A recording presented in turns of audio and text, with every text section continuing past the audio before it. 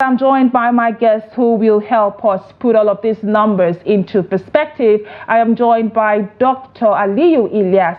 Thank you, Doctor, for joining us on the program this morning.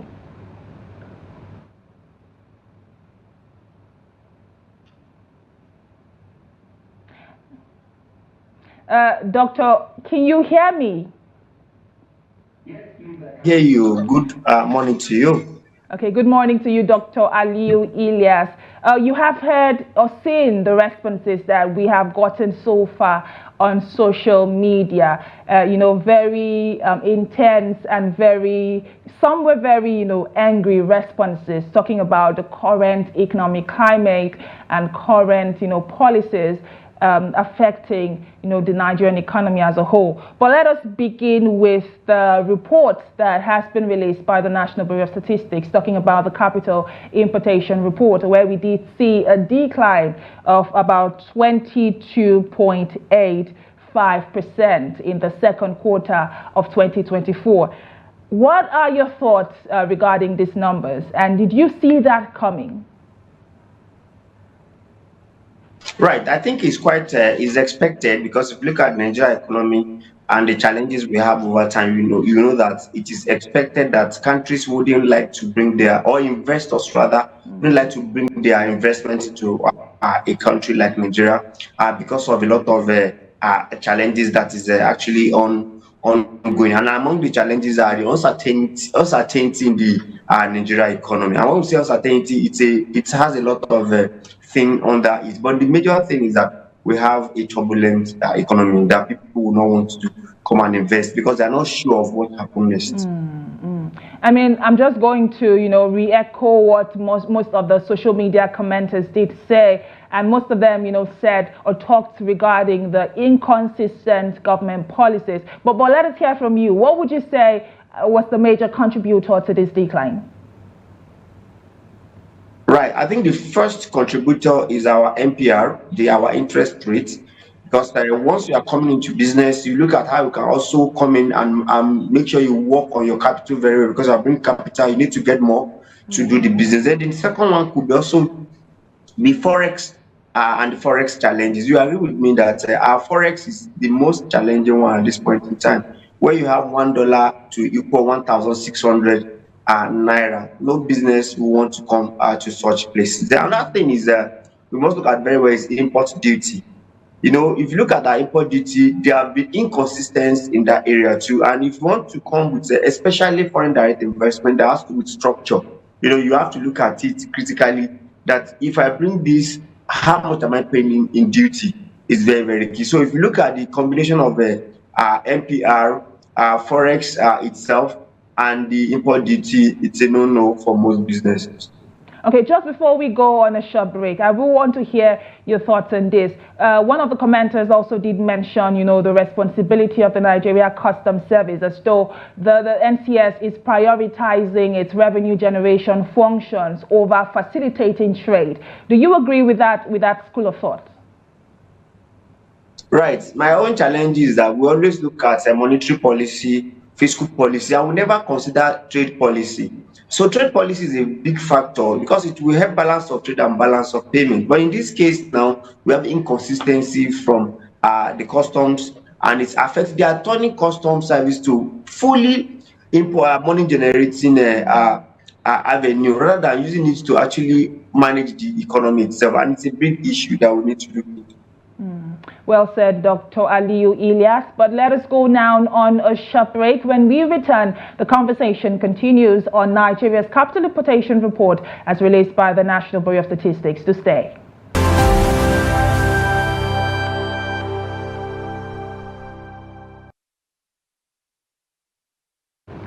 Welcome back from that short time out. You are still watching Business Daily, coming to you live on Trust TV. And we have started a conversation on the recently released Capital Importation Report by the National Bureau of Statistics. And according to the NBS, in the second quarter of 2024, Nigeria's capital importation declined by about 22.8%. But I have my guest, who is an economic analyst, Dr. Aliyu Ilyas, here with us on the program. Thank you again, Doctor, for joining this morning.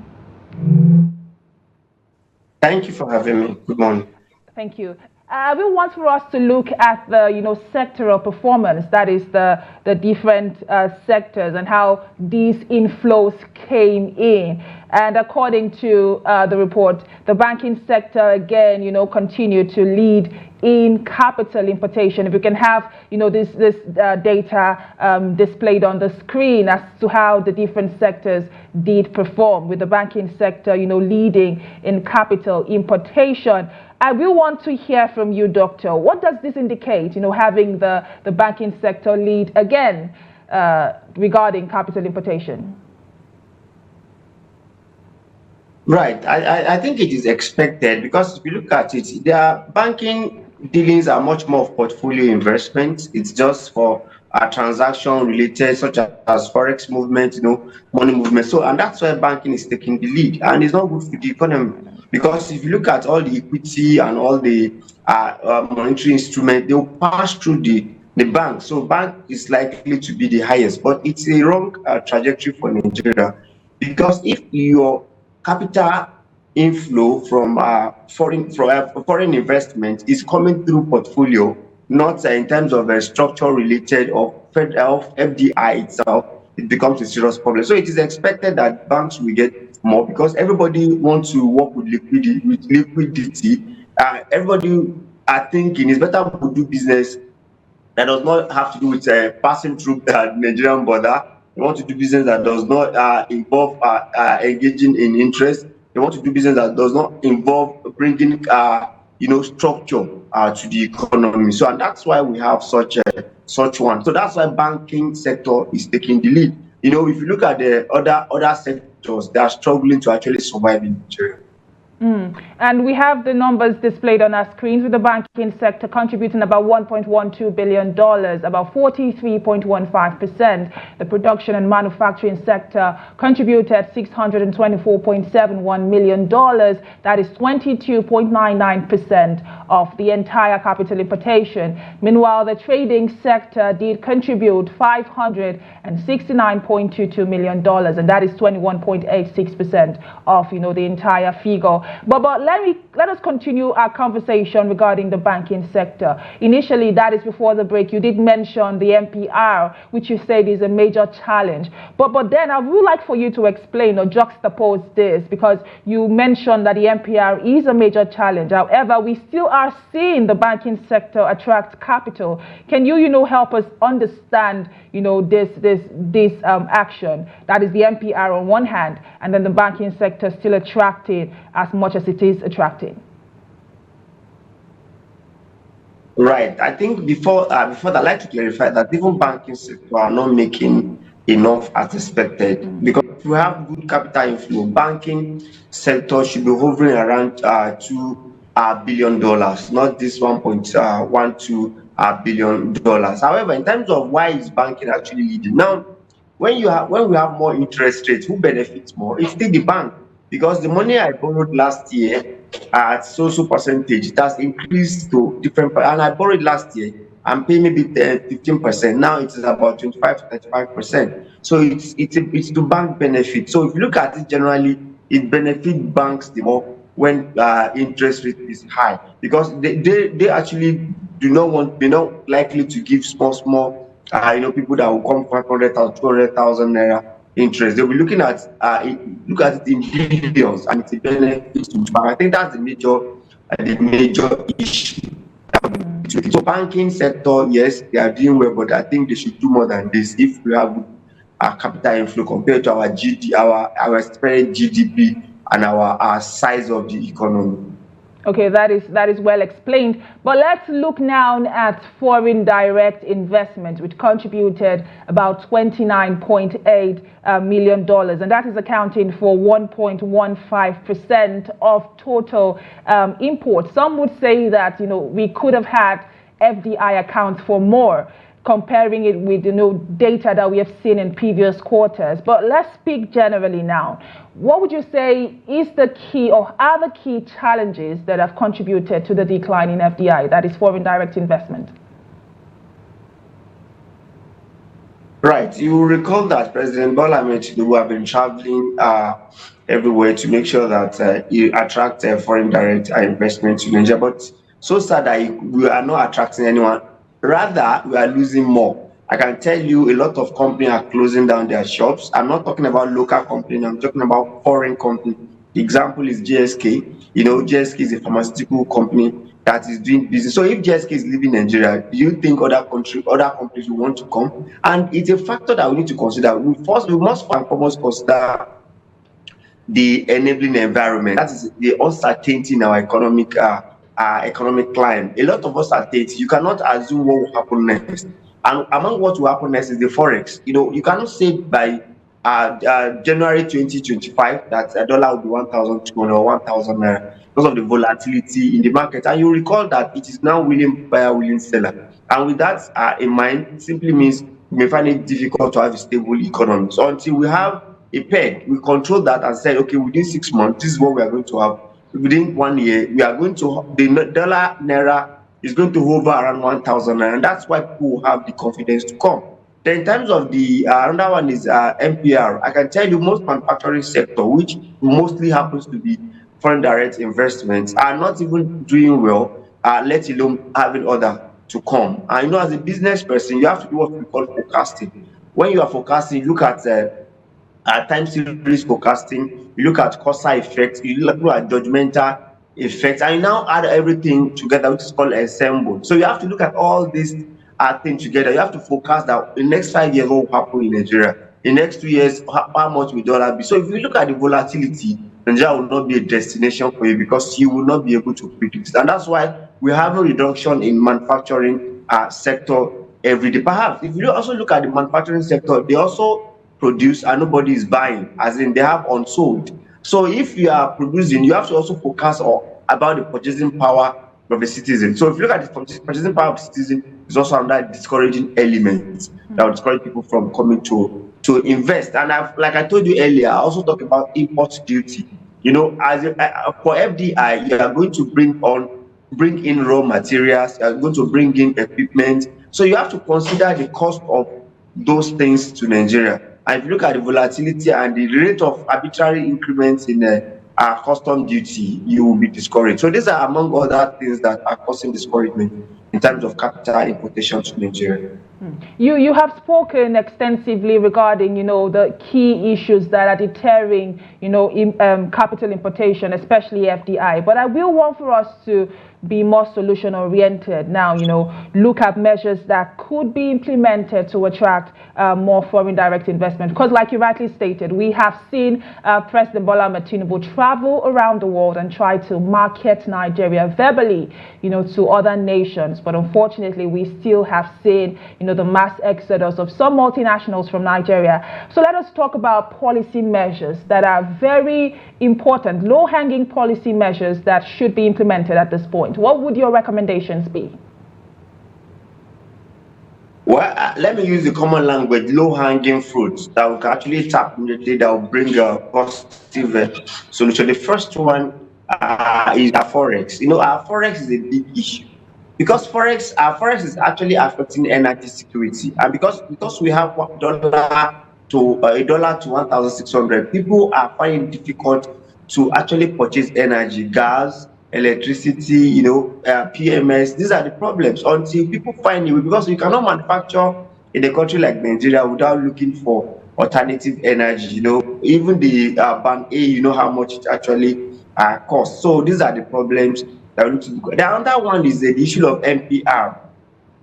NPR is a big factor because if I want to invest in business, ideally every businessman will not use his own capital to invest. He also want to go to the bank to get more loans so that he can actually marry them together to do business. And if you want to do that, Nigeria with the NPR is discouraging economic growth. So we cannot go to bank and easily get a loan to do business. It becomes a serious issue. So if you look at forex problem and also NPR, there must be immediate solution. And the immediate solution is to make sure that Nigeria have control over our forex. It must be controlled by Nigeria. No country in the world will leave its forex market to willing buyer, willing seller without one way or the other controlling how much it will cost. No country in the world. So we must start from that and also reduce our NPR.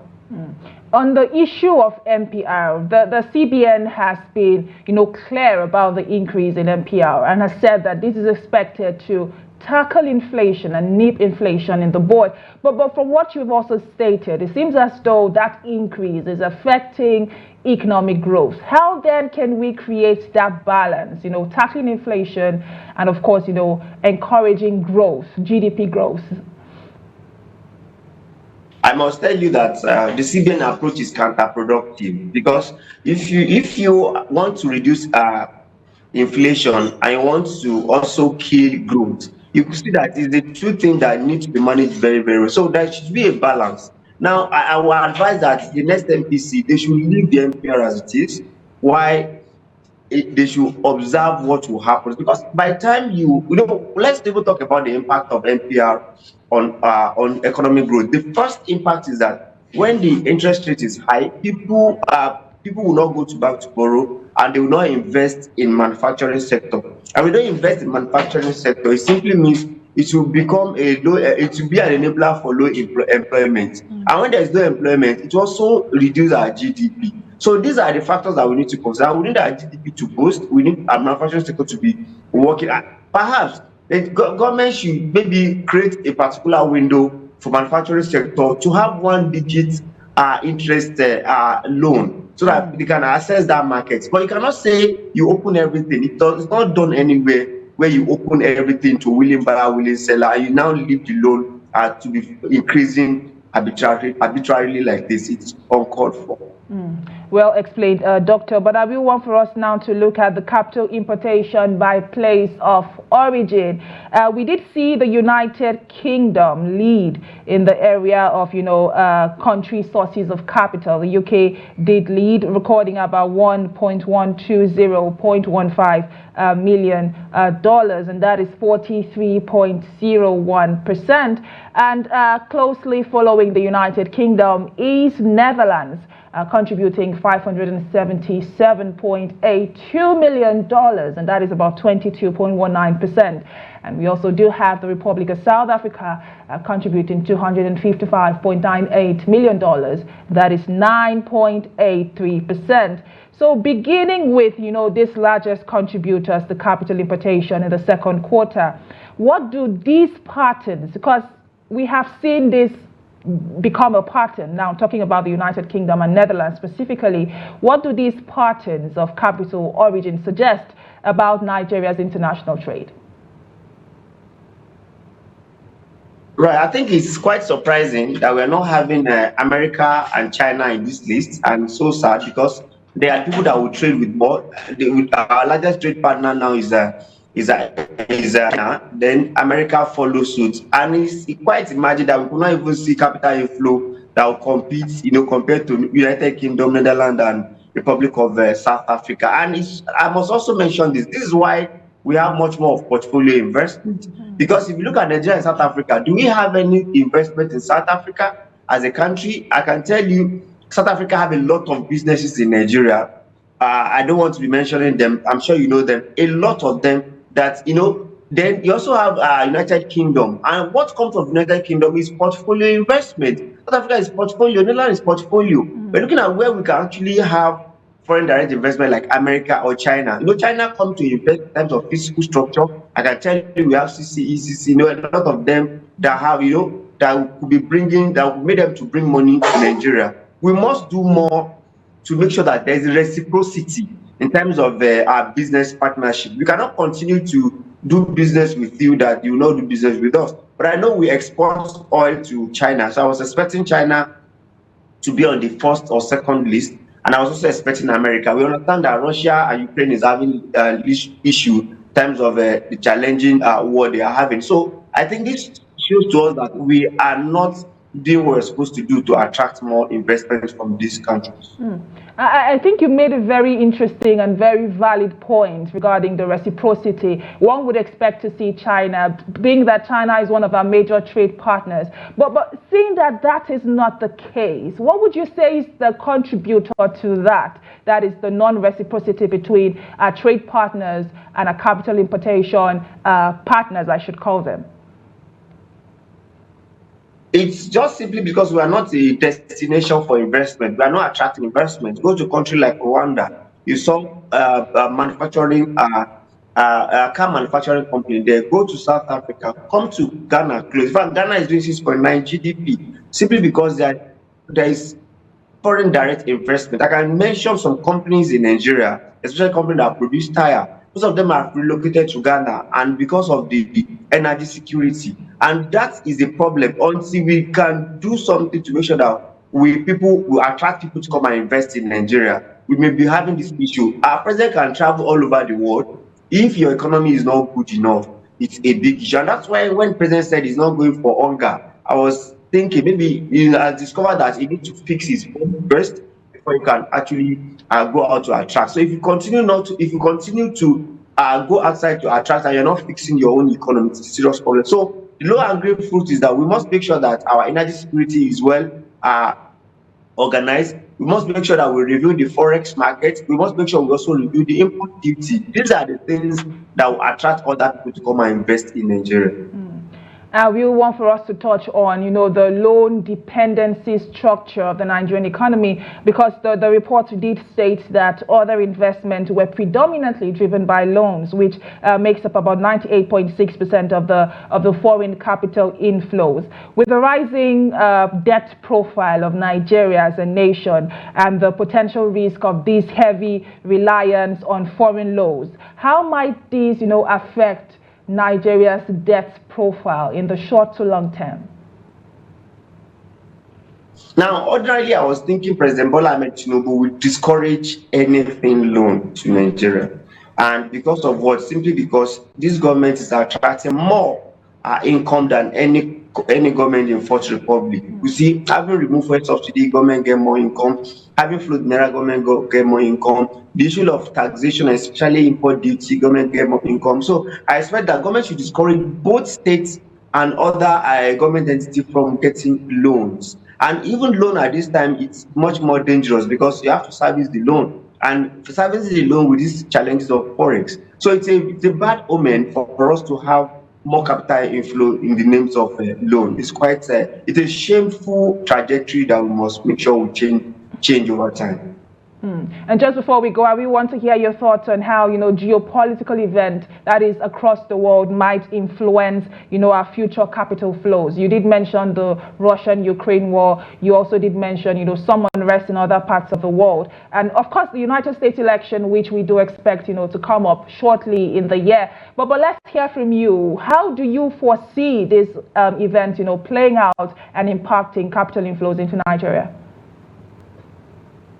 Right. I think geopolitics or geoeconomy is becoming something that we need to be careful about. We must make sure that we fight for our own force. You recall that country like South Africa, China, they belong to a particular bloc, which helped them that no matter what, it's like a shock absorber to them. But we don't belong to anyone. Because we are just floating as in a global economic player. So we must make sure we consider our own first. Then you talked about American election that is coming up in November.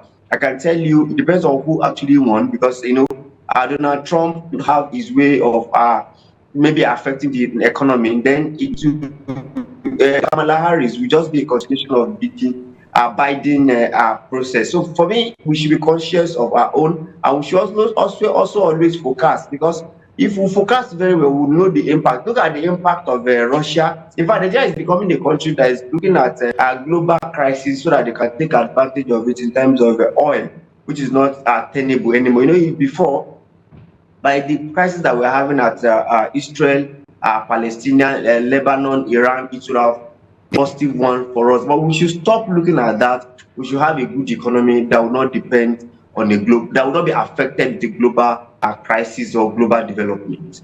Well said. I have been speaking with Dr. Aliyu Ilyas, who is an economic analyst, speaking extensively to numbers released by the National Bureau of Statistics on Nigeria's capital importation for the second quarter of 2024. Thank you, Doctor, for all the insights that you have shared with us this morning.